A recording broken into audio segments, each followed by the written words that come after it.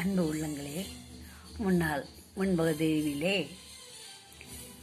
கோபுரங்களை பற்றியும் மதுரை கோயிலுடைய வரலாறு பற்றியும் சொல்லிக் கொண்டிருந்தேன்.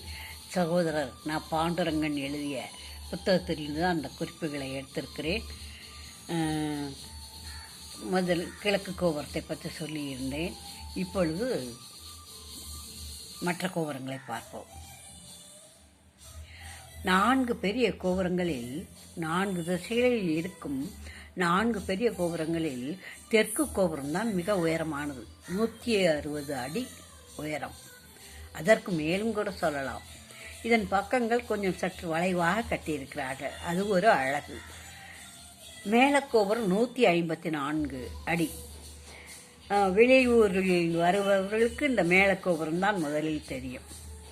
வடக்கு கோபுரம் 153 அடி உயரம். ஆனால் அது